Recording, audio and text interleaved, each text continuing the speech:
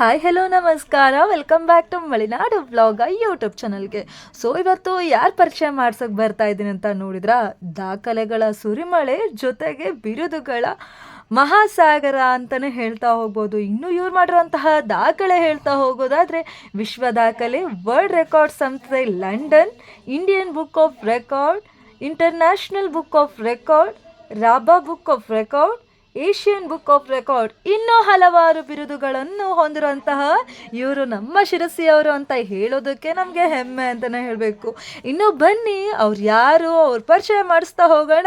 So ಬನ್ನಿ ಮಾತಾಡೋಣ ಅವ್ರ ಜೊತೆಗೆ. ಇನ್ನು ಇವ್ರು ಇನ್ನೇನು ದಾಖಲೆ ಮಾಡಿದ್ದಾರೆ, ಹಾಗೆ ಯಾವ್ಯಾವ ಥರ ಅವರ ಎಕ್ಸ್ಪೀರಿಯನ್ಸ್ ಪ್ರತಿಯೊಂದು ತಿಳ್ಕೊಳ್ತಾ ಹೋಗೋಣ. ಆದರೆ ಯಾವುದರಿಂದ ದಾಖಲೆ ಮಾಡಿರೋವಂಥದ್ದು ಅಂತಲೂ ಹೇಳ್ತಾ ಹೋಗ್ತೀನಿ. ಬನ್ನಿ ಮಾತಾಡೋಣ ಅವ್ರ ಜೊತೆಗೆ. ನಮಸ್ಕಾರ.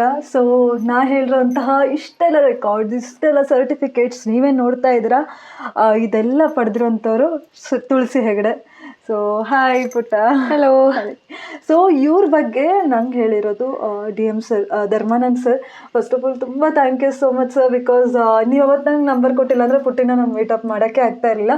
ಜೊತೆಗೆ ನಮ್ಮ Bhagwat sir, Narayan Bhagwat sir, already ಅವರ ವಿಡಿಯೋ ಒಂದು ಹಾಕಿದ್ದೀನಿ. ಅದರೊಳಗೆ ತುಳಸಿ ಹೆಗಡೆ ಅಂತ ಸರ್ ಆಲ್ರೆಡಿ ಮೆನ್ಷನ್ ಮಾಡಿದ್ದಾರೆ. ಅದೇ ತುಳಸಿ ಹೆಗಡೆ ನಮ್ಮ ಮುಂದೆ ಇರೋವಂಥವ್ರು.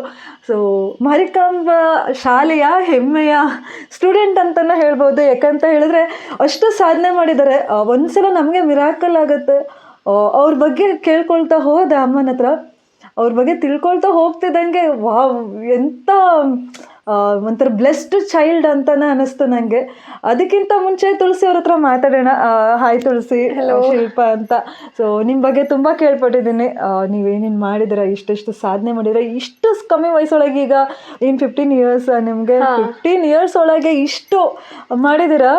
ಇನ್ನೂ ತುಂಬ ಇದೆ, ಇನ್ನೂ ಜಾಸ್ತಿ ಯಶಸ್ಸು, ಇನ್ನೂ ದೊಡ್ಡದಾಗಿ ದೊಡ್ಡ ವೇದಿಕೆಯಲ್ಲಿ ನಿಮ್ಮದು ಇನ್ನೂ ಒಂದು ಯಶಸ್ಸು ಕಾಣ್ಬರಲಿ ಅಂತ ನಾನು ಕೇಳ್ಕೊಳ್ತೀನಿ. ಯಾಕಂದರೆ ಇಷ್ಟು ಸಂದರ್ಭದೊಳಗೆ ಇಷ್ಟೆಲ್ಲ ಮಾಡಿದ್ದೀರಾ, ಇನ್ನೂ ಪೀಕ್ ಹೋಗೋಕ್ಕೇನೋ ಉಳಿದಿಲ್ಲ ಅನ್ಕೋತೀನಿ. ಅದಕ್ಕೂ ಜಾಸ್ತಿ, ಅದಕ್ಕಿಂತ ಮೇಲೆ ಹೋಗಲಿ ಅಂತ ನಾನು ಕೇಳ್ಕೊಳ್ತೀನಿ ಅಂತ ಹೇಳ್ತಾ, ತುಳಸಿ ನಿಮಗೆ ಹೇಳಬೇಕಂದ್ರೆ ಈ ಒಂದು ಮೂಮೆಂಟ್ ಹೇಗಿತ್ತು ಅಂದರೆ, ಈಗ ಒಂದು ಇಷ್ಟು ಸಾಧನೆ ಮಾಡಿದ್ರಿ, ಹೋದ್ಸಲ ರೆಕಾರ್ಡ್ ಬುಕ್ಕಲ್ಲಿದ್ದೀರಾ, ಒಂದು ರೆಕಾರ್ಡ್ ಮಾಡ್ತೀರಾ, ಅದು ಒಂದು ಯಕ್ಷಗಾನ ಪ್ರತಿಭೆ ಆಗಿ.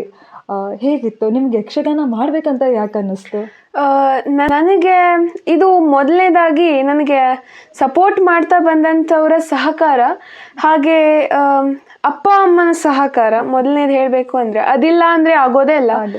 ಆಮೇಲೆ ದೇವರ ಆಶೀರ್ವಾದ, ಹೀಗೆ ಇದೆಲ್ಲವೂ ಕೂಡಿ ಇದಾಯಿತು. ಇದು ನನ್ನ ಒಬ್ಬಳದ್ದೇ ಅಂತೂ ಅಲ್ವೇ ಅಲ್ಲ.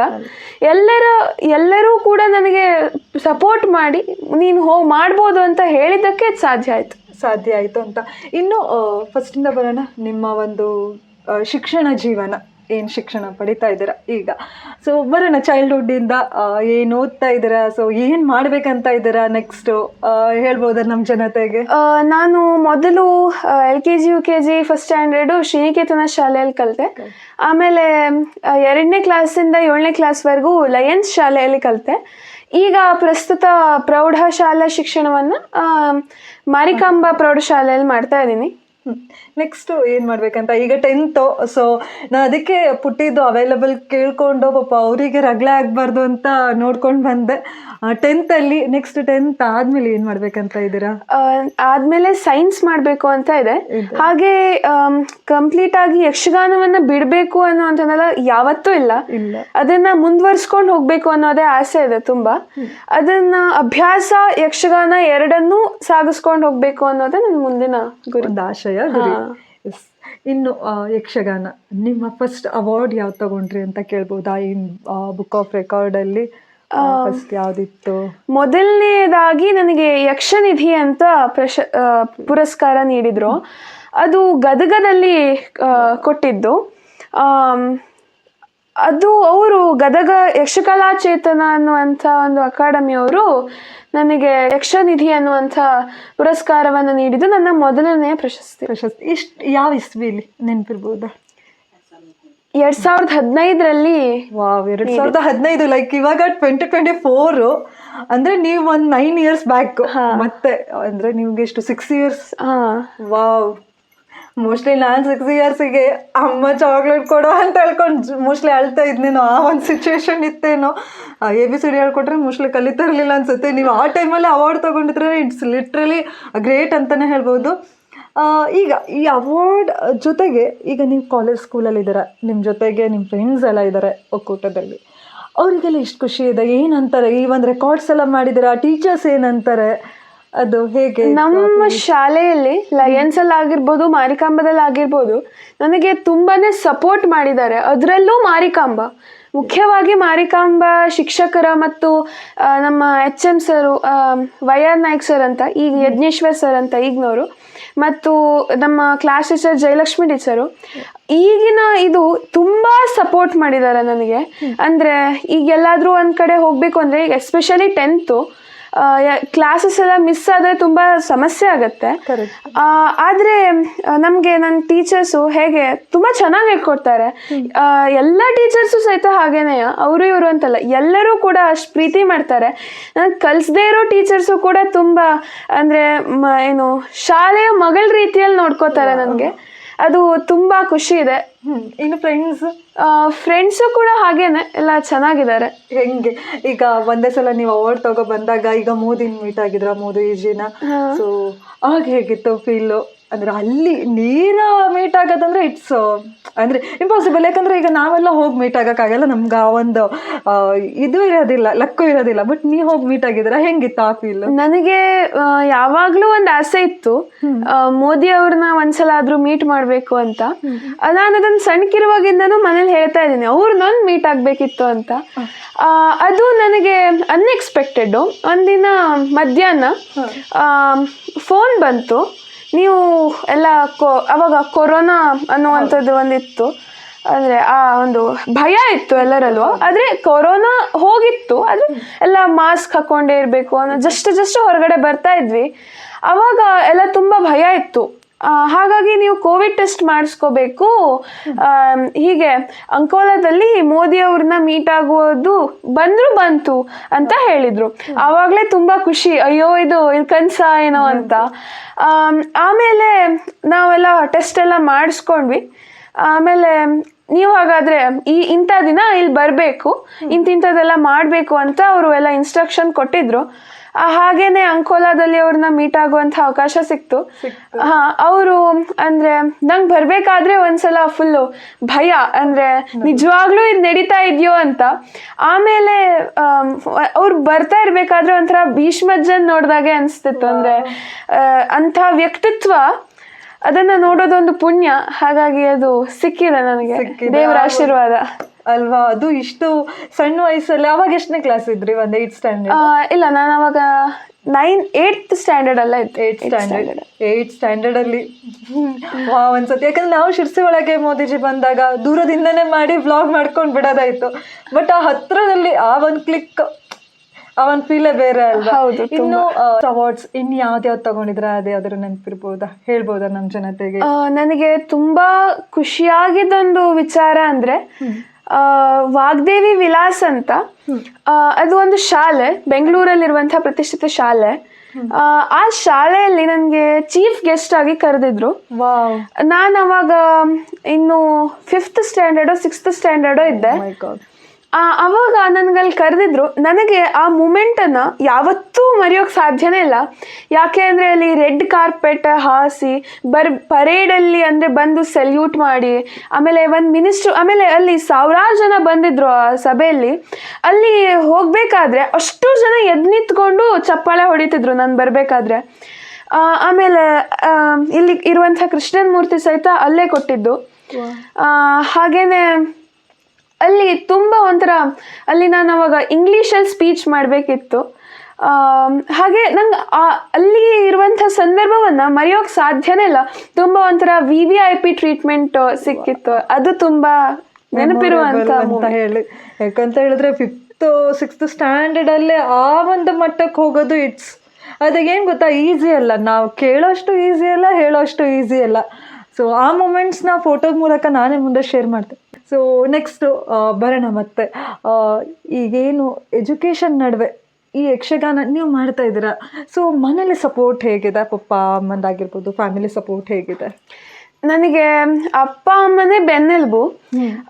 ಅಮ್ಮ ನನಗೆ ಚಿಕ್ಕ ವಯಸ್ಸಿಂದ ತುಂಬ ಅಂದರೆ ಅವರು ನನ್ನ ಕೊರಿಯೋಗ್ರಫರ್, ಎಲ್ಲಿ ತಪ್ಪದಲ್ಲಿ ಹೇಳೋದು, ಮತ್ತು ನನ್ನನ್ನು ಒಂದು ಈಗೇನು ದೊಡ್ಡಿದು ಅಂತಲ್ಲ, ಆದರೂ ಈಗ ಎಲ್ಲಿ ಇದೀನೋ ಅಲ್ಲಿ ಒಂದು ಪುಟ್ಟ ಸ್ಥಾನವನ್ನು ಪಡೆಯೋಕೆ ಕಾರಣವಾಗಿದೆ ನನ್ನ ಅಪ್ಪ ಅಮ್ಮ. ಅಪ್ಪ ಅಮ್ಮ ಇಬ್ಬರೂ ಸಹಿತ ಯಾವುದಕ್ಕೂ ಪ್ರೆಷರ್ ಹಾಕೋದಿಲ್ಲ. ಮಾರ್ಕ್ಸ್ ಇಷ್ಟೇ ಬರಬೇಕು ಹಾಗೇನಿಲ್ಲ. ಯಕ್ಷಗಾನಕ್ಕೂ ನಿನಗೆ ಆ ಕಾರ್ಯಕ್ರಮ ಹೋಗಬೇಕು ಕಾಣ್ತಾ ಅಡ್ಡಿಲ್ಲ, ಹೋಗು, ಬೇಡವಾ ಬಿಡು ಪರವಾಗಿಲ್ಲ ಅಂತ ಅಂದರೆ ಯಾವುದೇ ರೀತಿಯ ಪ್ರೆಷರಿಗೆ ನನಗೆ ಒಂಥರ ಒಳಗೆ ಮಾಡೋದಿಲ್ಲ. ಹಾಗಾಗಿ ತುಂಬ ಸಪೋರ್ಟ್ ಇದೆ. ಅಂದ್ರೆ ಬ್ಲೆಸ್ಡ್ ಕಿಡ್ ಅಂತಾನೆ ಹೇಳ್ಬೋದು ಹಾಗಾದ್ರೆ. ಹೌದು. ಇನ್ನು ಬನ್ನಿ ತುಳಸಿ ಅವರ ಅಮ್ಮನ ಜೊತೆಗೆ ಮಾತಾಡೋಣ.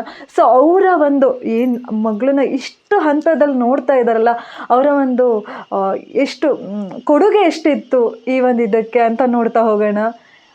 ನಮಸ್ತೆ ಮೇಡಮ್, ಕೂತ್ಕೊಳ್ಳಿ. ಮೇಡಮ್, ನಿಮ್ಮ ಒಂದು ಪರಿಚಯನ ನಮ್ಮ ಜನತೆ ಮುಂದೆ ಮಾಡ್ಕೋಬಹುದಾ? ನಿಮ್ಮ ಅಮ್ಮನ ಪರಿಚಯ ನೀನೇ ಮಾಡ್ಬೋದು. ಹಾಂ, ನಮ್ಮಮ್ಮ ಕವಯತ್ರಿ ಗಾಯತ್ರಿ ಹೆಗಡೆ ಅಂತ.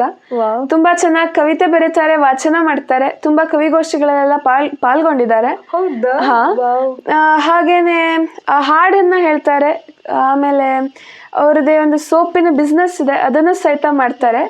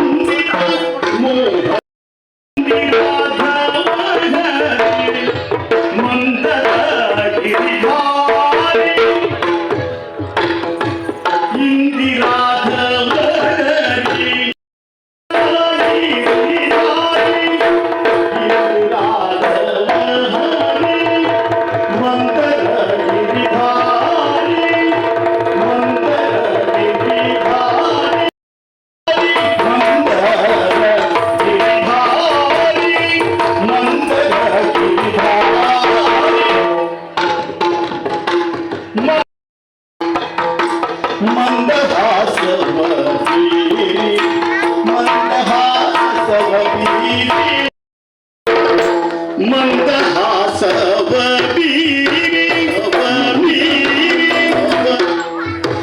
ಮಂದಹಾಸವ ಬೀರಿ